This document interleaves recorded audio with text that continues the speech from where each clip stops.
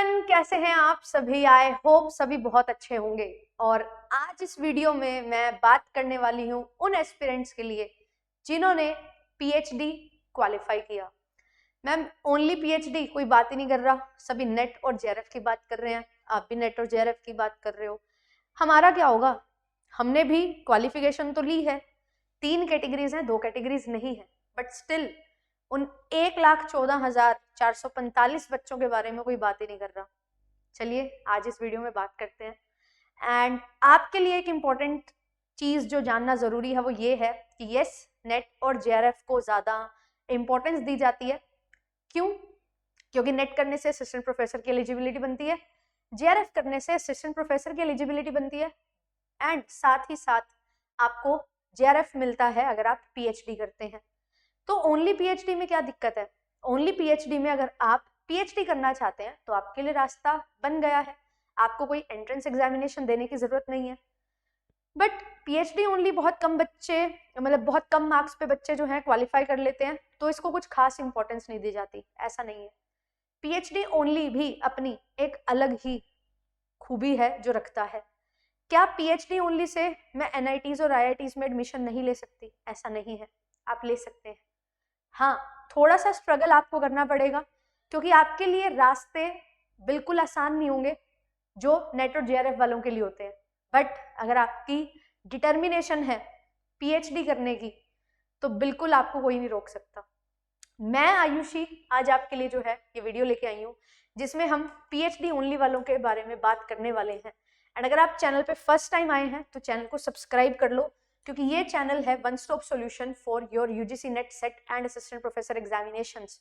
और अगर आपने अभी तक चैनल पे विजिट नहीं किया है तो चैनल को विजिट करिए, क्लासेस को देखिए, बहुत ज़्यादा बढ़िया तरीके से आपके लिए जो है सारा कंटेंट रेडी है।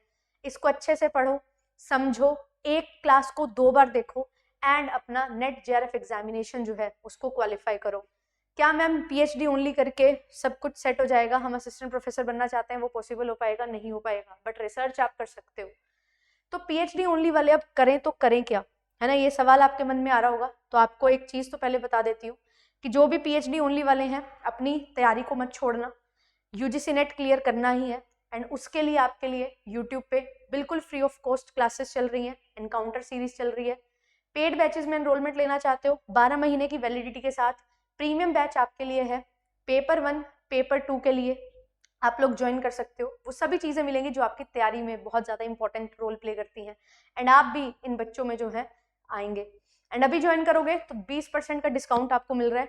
R20 कोड आप यूज कर सकते हैं टू गेट 20% डिस्काउंट।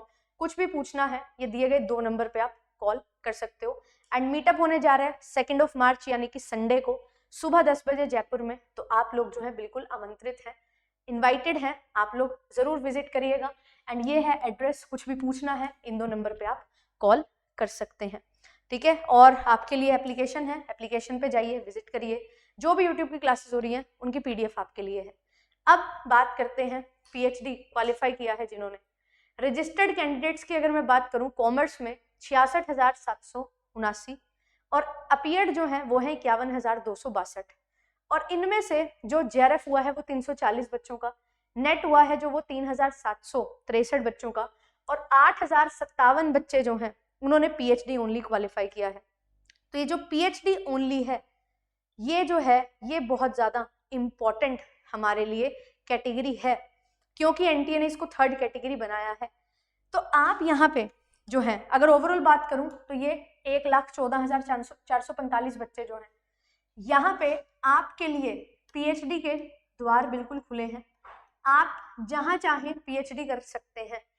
एक चीज जो आपको करनी होगी अब वो है अपनी वैल्यू क्रिएट करना। कैसे? आप चाहते हो आईआईटीज में पीएचडी करना, बट आईआईटीज में तो जेआरएफ वालों को पहले मौका मिलेगा, सेंट्रल यूनिवर्सिटी में जेआरएफ को पहले मौका मिलेगा, स्टेट में, डीम्ड में, हर जगह पीएचडी के लिए जेआरएफ वालों को पहले चांस मिलेगा। बट क्या पीएचडी वालों को ही चांस मिलेगा? ऐसा नहीं है।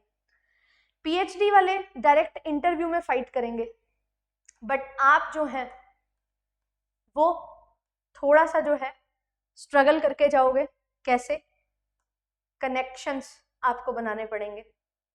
कनेक्शंस कैसे? आपको जो भी इंस्टीट्यूट में, यूनिवर्सिटी में आप जा रहे हो, उनके जो वहाँ पे प्रोफेसर्स हैं उनसे पहले बातचीत करनी होगी, जानना होगा कि कैसे यहाँ पे प्रोसीजर रहता है, क्योंकि इंस्टीट्यूट फेलोशिप भी जो है वो भी मिलती है। तो कोई आपको इंस्टीट्यूट फेलोशिप देगा, वो क्यों देगा? अगर आप में कुछ खास बात होगी, आप उनको कुछ ऐसा करके दोगे जो जेआरएफ भी नहीं करके दे सकता। अगर आप उनको ये विश्वास दिलाओगे तो आपके ऊपर वो जो है पैसा लगाएंगे, इन्वेस्ट करेंगे। तो यहाँ पे थोड़ा सा रोल जो है वो कनेक्शन बिल्डिंग का होता है। दूसरा इंपॉर्टेंट रोल जो होता है वो होता है कि आपने कितना एक्चुअल में रिसर्च के बारे में रिसर्च किया है। आपका टॉपिक, आपकी नॉलेज, आपकी अवेयरनेस एंड कितना क्रिटिकली आप चीजों को एनालाइज कर सकते हो। ये चीजें अगर आपके अंदर हैं तो आपका एडमिशन कोई नहीं रोक सकता। हाँ, एक रुकावट आएगी, फेलोशिप, वो इंस्टीट्यूट आपको प्रोवाइड करेगा, बट आपको उसको प्रूव करना पड़ेगा कि I am eligible, I am a yes best candidate among all. और दूसरा, उनको पहले अप्रोच करना पड़ेगा सो दैट उनको लगे पता कि हाँ ये भी है कोई जो मेरे साथ या मेरे अंडर बेसिकली एक पर्टिकुलर गाइड के अंडर काम करना चाहता है। उसके लिए आपको जो गाइड आप जिसको बनाना चाहते हो उन्होंने क्या काम किया है उसके बारे में जानना होगा, तभी आप उनको बता पाओगे ना कि आपके काम से भी मैं इंस्पायर्ड हूँ, ये काम आपने किया है, इसी फील्ड में हम आगे जाना चाहते हैं। ये चीजें भी इंपॉर्टेंट है। जेआरएफ वालों के लिए ये चीजें इंपॉर्टेंट नहीं है, वो दिखाएंगे जेआरएफ स्टाइपेंड आ रहा है, थोड़ा सा इजी हो जाएगा, बट यस उनको भी थोड़ा बहुत काम तो करना ही पड़ता है, रिसर्च प्रपोजल बनाना ही पड़ता है। आपकी कंसेप्चुअल क्लैरिटी बहुत ज़्यादा इंपॉर्टेंट रोल प्ले करती है।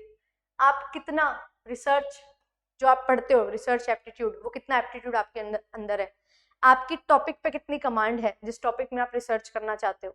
कोई भी टॉपिक हो सकता है, उस टॉपिक पे आपको क्या दिखता है कि आने वाले 5 साल में इसका क्या बेनिफिट होगा, क्या इम्प्लीकेशंस है। इम्प्लीकेशन ही इंपॉर्टेंट है ना, कि मैं ये कर रहा हूँ इसका क्या फायदा होगा फ्यूचर में। तो वो चीज़ आपको समझनी है, वो चीज़ आपको डेवलप करनी है, बिल्ड करनी है। हाँ, जेआरएफ वालों के पास 3 साल का टाइम है, आपके पास 1 साल का टाइम है सिर्फ। तो वो 1 साल में ही अपने आप को रेगुलर अच्छे तरीके से इन पे काम करके इतना बना लो कि आप विद इन 5 और 6 मंथ्स ले लो अपना एडमिशन। बहुत सारे डिफरेंट इंस्टीट्यूट्स हैं जिनकी अभी ओपनिंग होने वाली है ना, फॉर्म्स की। बहुत सारे इंस्टीट्यूट हैं जिनकी अभी जो है हुई है और अब आगे होगी।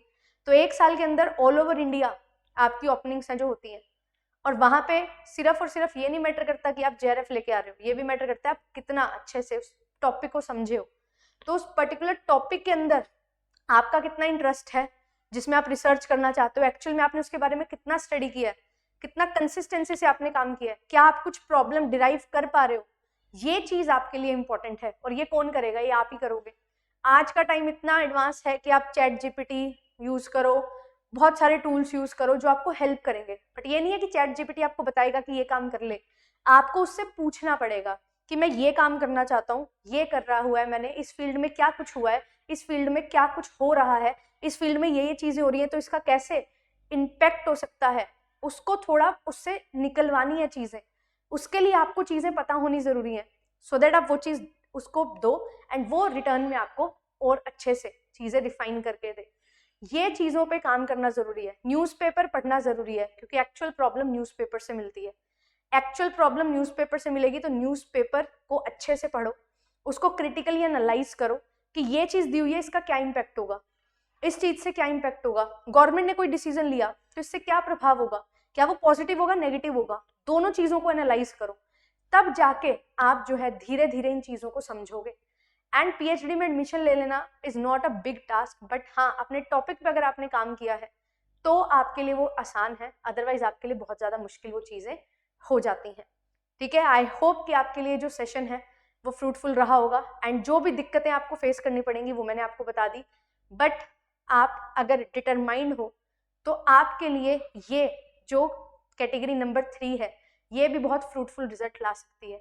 आई नो अ पर्सन जिसने एनआईटी में एडमिशन लिया है और सिर्फ पीएचडी ओनली क्वालिफाई किया था, नेट भी नहीं था, बट शी वॉज डिटरमाइंड। उन्होंने ये चीज़ कनेक्शन के थ्रू ही उन्होंने अप्रोच किया गाइड को, एंड वो सिलेक्ट हो गई।